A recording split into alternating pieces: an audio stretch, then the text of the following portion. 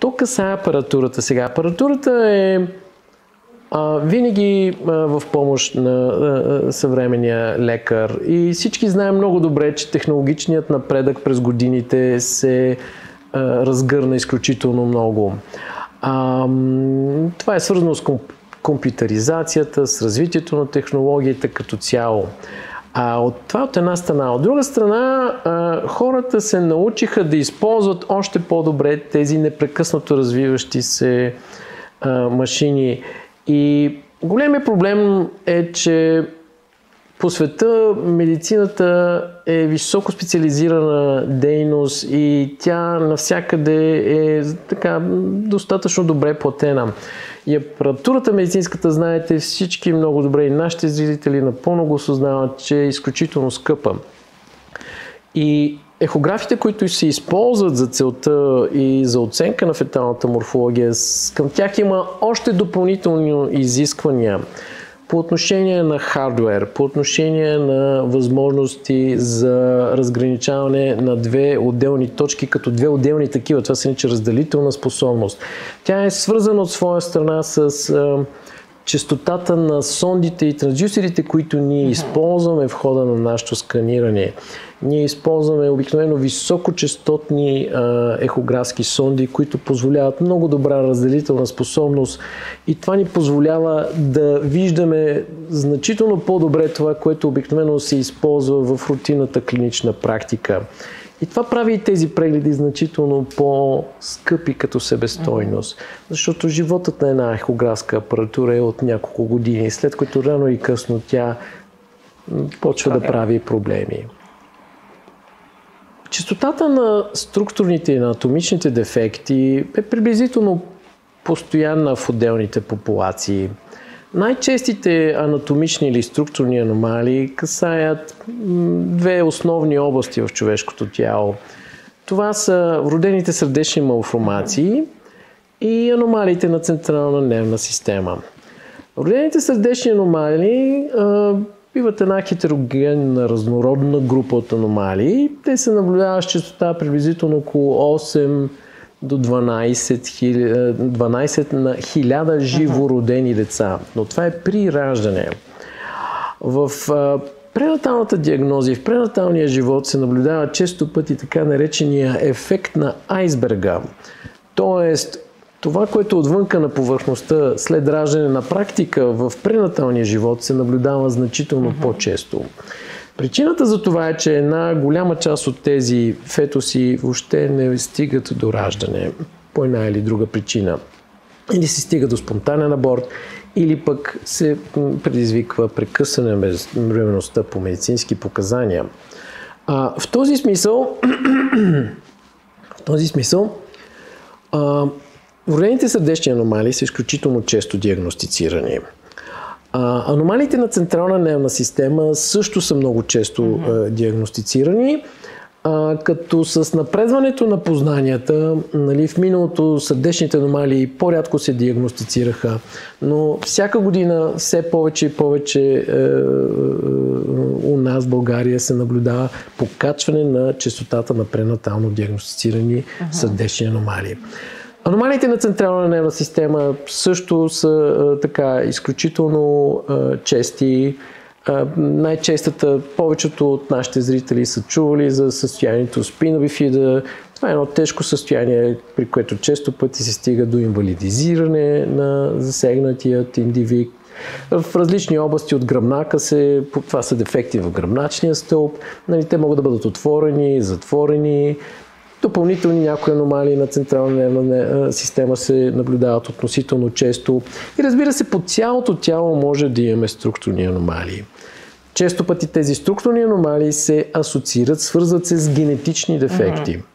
Тоест, винаги тогава, когато ние диагностицираме една анатомична аномалия, се задават няколко въпроса.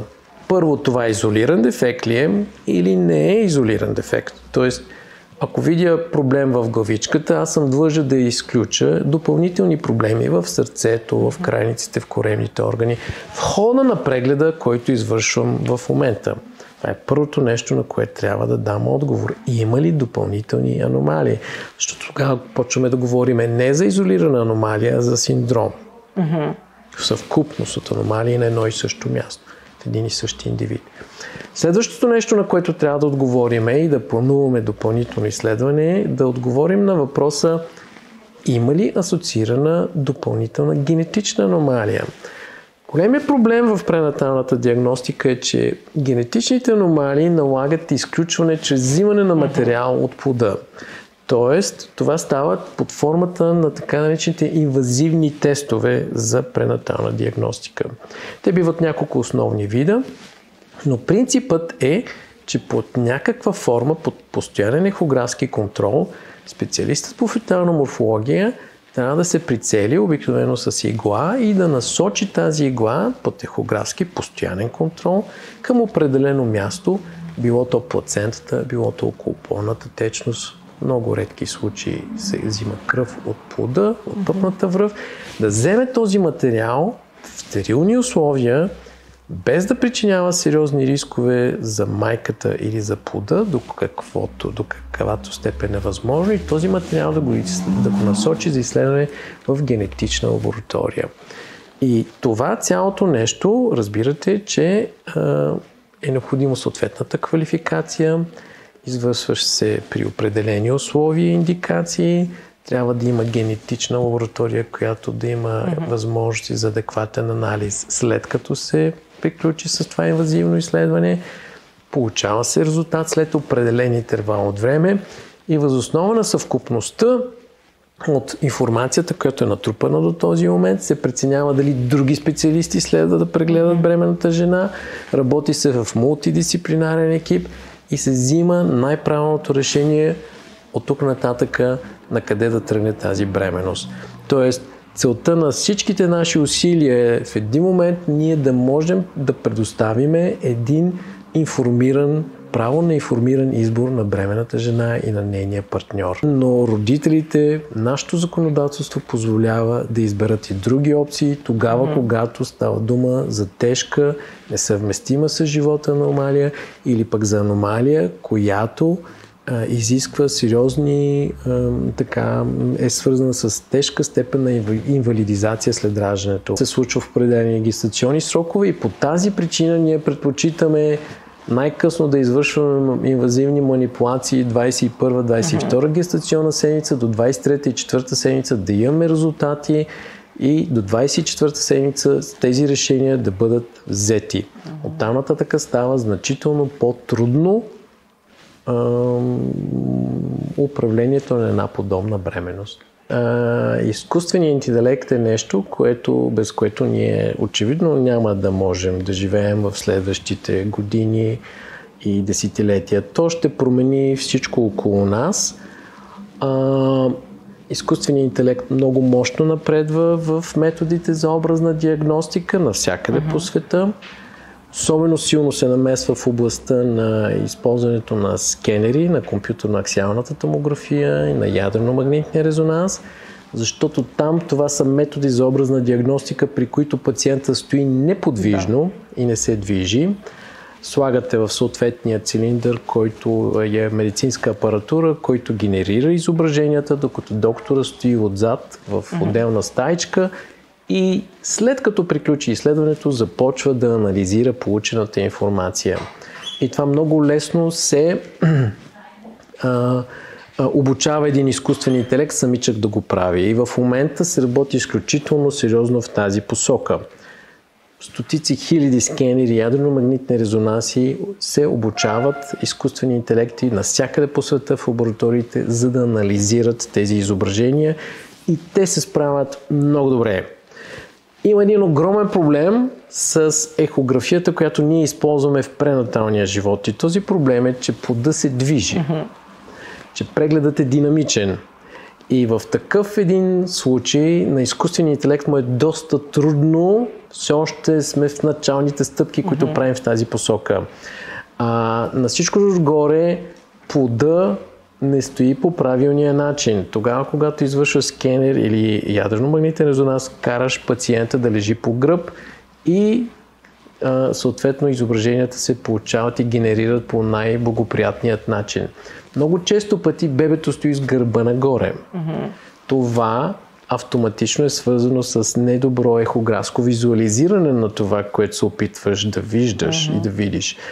И това налага съответният екзаменатор да манипулира бебето, да го побутва, да търси акустични прозорци, защото ехографията не преминава добре през кост. Ехографския сигнал. Това е ултразвуков сигнал. Когато ти го пуснеш през кост, ти след коста не виждаш добре. Бебето с напредването на бременността, вкостяването напредва като процес и тази постоянна необходимост да търсиш акустични прозорци непрекъснато стои на преден план. AI е добър, когато наготово си му дал едно изображение и му казваш какво се вижда тук. Ако ти пуснеш звукова вълна, която минава през кост, това, което е зад нея, няма да бъде добре визуализирано. Съответно, AI не може да ти помогне. Тоест, специално в областта на пренаталната ехография, изкуственият интелект със сигурност навлиза. Новите модели ехографски машини използват изкуствен интелект.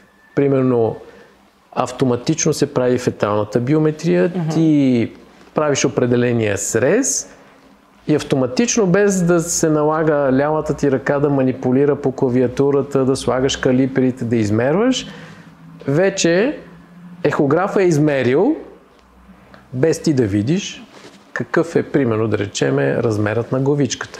И го слага в паметта на машината. И това работи, но това е една относително проста работа, да измериш разстоянието между две отделни точки.